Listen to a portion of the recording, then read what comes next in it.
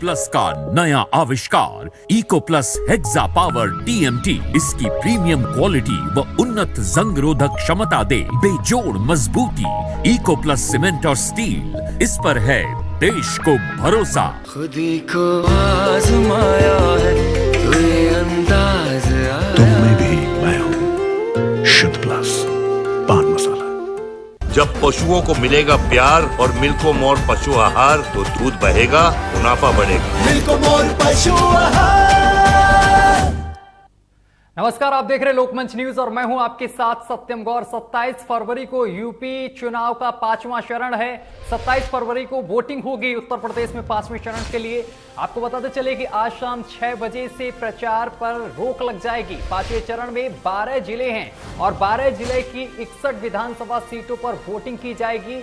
और 12 जिले कौन कौन से हैं वो भी हम आपको बताते चले। अमेठी है, अमेठी, इसके साथ ही रायबरेली है, सुल्तानपुर है, चित्रकूट और गोंडा, इसके साथ ही प्रतापगढ़, कौशाम्बी, प्रयागराज, बाराबंकी, अयोध्या, बहराइच और श्रावस्ती में वोटिंग होगी, मतदान होगी। ये 12 जिले में वोटिंग होगी 27 फरवरी को। बड़ी और अहम जानकारी अब तक पहुंचा रहे हैं। 12 जिले हैं 5वें चरण में और 12 जिले की 61 विधानसभा सीटों पर वोटिंग की जाएगी, जिसमें से अमेठी भी आ रहा है और अमेठी बेहद खास है। यहां पर कांग्रेस इस बार जरूर अमेठी पर काबिज होगी। इसको लेकर वो लगातार जनसभाएं कर रही है और जनता को लुभाने की पूरी कोशिश की जा रही है। वहीं अगर अयोध्या की बात की जाए तो अयोध्या रामनगरी है और इस पर भी भारी घमासान देखने को मिल रहा है। ये हॉट सीट भी बताई जा रही है। उधर चित्रकूट और इसके साथ ही प्रयागराज में भी बहुत दमखम से यहां पर प्रचार चल रहा है, चाहे बीजेपी हो या फिर समाजवादी पार्टी, पूरी तरीके से यहां पर दमखम दिखा रहे हैं। जनता को लुभाने की पूरी कोशिश की जा रही है।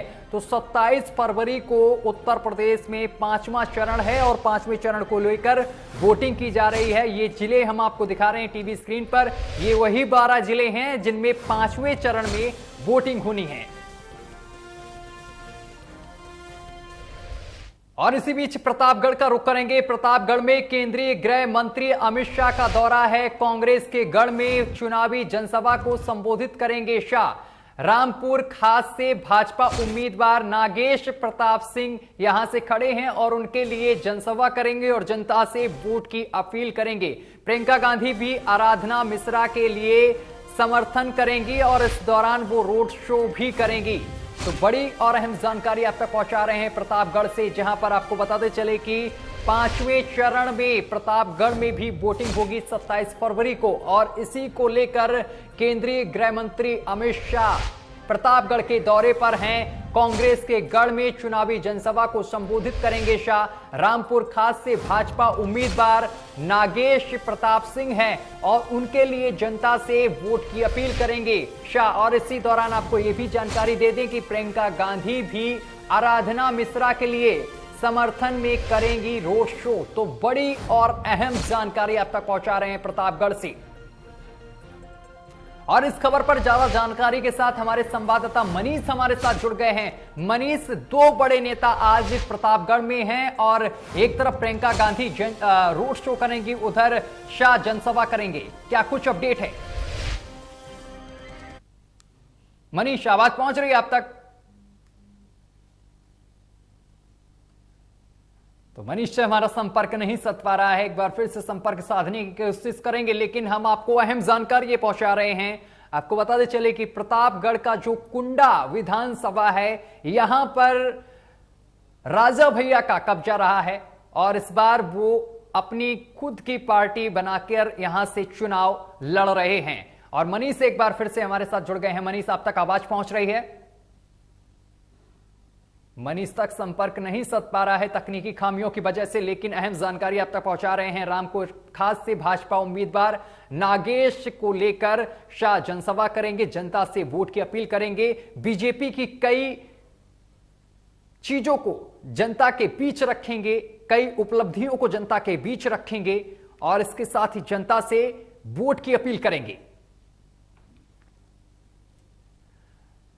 और उधर शामली से एक पिता ने अपने बेटे सहित भारत के सभी लोगों को सकुशल वापस लाने के लिए प्रधानमंत्री नरेंद्र मोदी को पत्र लिखा है। वापस लाने के लिए अपील की गई है इस पत्र में। वहीं आपको बताते चले कि झांझना निवासी राम निवास ने अपने पुत्र प्रशांत कुमार को एमबीबीएस की पढ़ाई करने के लिए यूक्रेन भेजा था, जिसको लेकर यूक्रेन में हालातों के चलते भारत के काफी लोग यूक्रेन में फंसे हुए हैं। अब लोग दुआ कर रहे हैं और उसके साथ ही सरकार से प्रार्थना कर रहे हैं कि बच्चों को सकुशल वापस लाया जाए, क्योंकि यूक्रेन की स्थिति इस समय बेहद खराब हो गई है। यूक्रेन पर रूस ने हमला कर दिया है। यूक्रेन के कई शहरों पर गोलाबारी की जा रही है। कीव जो राजधानी है यूक्रेन की, वहां पर भी रूस ने गोले दागे हैं और जो भारतीय नागरिक वहां पर फंसे हुए हैं, जो बच्चे वहां पर हैं, वो इस समय अपने हॉस्टल में हैं।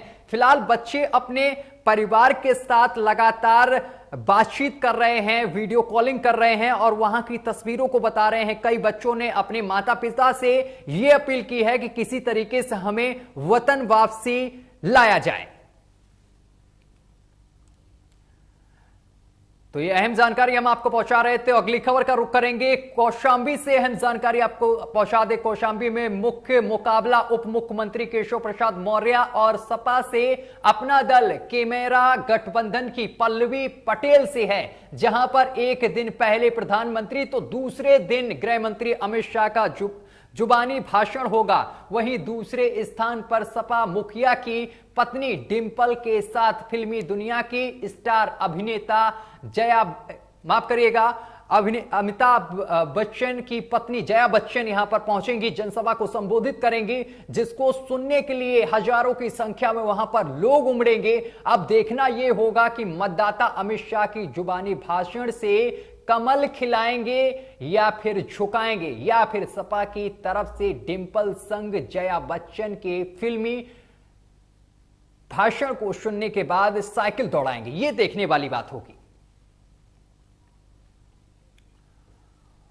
और रूस यूक्रेन के बीच पिछले काफी समय से तनाव चल रहा था, लेकिन गुरुवार को रूस ने यूक्रेन पर हमला कर दिया, जिससे यूक्रेन में पढ़ने वाले कासगंज जनपद के 3 छात्र छात्राएं भी फंस गए हैं, जिनके परिजन खासे चिंतित नजर आ रहे हैं। परिजनों ने अपने अपने बच्चों को वापसी लाने के लिए सलामती की दुआ मांगी है। आपको बताते चले कि यूक्रेन में फंसे कासगंज के छात्र के नाम शोभित महेश्वरी, जो कि मिशन चौराहे के रहने वाले हैं। यूक्रेन के विनियासिया में एमबीबीएस तृतीय वर्ष का छात्र है, जो अब हॉस्टल में फंसा हुआ है। वहीं दूसरा छात्र कासगंज शहर का बताया जा रहा है। यह भी छात्र इस समय यूक्रेन में फंसा है। यूक्रेन की स्थिति बेहद नाजुक है, क्योंकि यूक्रेन में रूस ने हमला कर दिया है। गोलाबारी लगातार की जा रही है। यूक्रेन भी लगातार दावे कर रहा है कि रूस के कई फाइटर को यूक्रेन ने गिरा दिया है। बस यही मांगे उनसे कि हम सिस्टर मेरी है, तो उसको थोड़ा सही से यहाँ पर हमारे यहाँ सेफली ला करके दे दें, और जो भी फ्लाइट वगैरह, जो भी रास्ता है, जो भी उपाय बनता है, तो वो उपाय अपनाएं। और हमारी बहन को, सब हमारी बहन के साथ साथ और भी 20,000 लोग बच्चे हैं वो जो वहाँ पर एमबीबीएस कर रहे हैं, तो सभी को सेफली सुरक्षित यहाँ पर इंडिया में ला करके रखें। और जौनपुर के सदर सीट से सपा प्रत्याशी अरशद खान का एक वीडियो वायरल हो रहा है, जहां जनसंपर्क चुनाव प्रचार के दौरान लाउड स्पीकर का माइक खराब हो जाने पर उन्होंने गुस्सा दिखाया है, तो नेताजी ने माइक को ही जमीन पर पटक दिया है और चलते बने हैं। अब सवाल यह है कि मशीनरी वस्तु खराब होने पर नेताजी का यह गुस्सा कितना जायज है। तस्वीरों से इसका अंदाजा लगाया जा सकता है। जरा तस्वीरें देखिए किस तरीके से नेताजी यहां पर माइक पटक कर निकलते बने हैं। जनसंपर्क कर रहे थे, माइक खराब हो गया और गुस्से की तस्वीरें कैमरे में कैद हो गई। दरअसल ये तस्वीरें लोकमंच के कैमरे पर कैद हुई हैं, जिसके बाद आप साफ तौर पर देख सकते हैं कि अरशद खान किस तरीके से गुस्से में आग बबूला नजर आ रहे हैं और माइक पर पूरा गुस्सा निकाल दिया, माइक को फेंक कर चलते बने हैं। और इसी के साथ बुलेटिन में अभी के लिए बस इतना ही। देश दुनिया की तमाम खबरें देखने के लिए देखते रहिए आपका अपना चैनल लोकमंच न्यूज।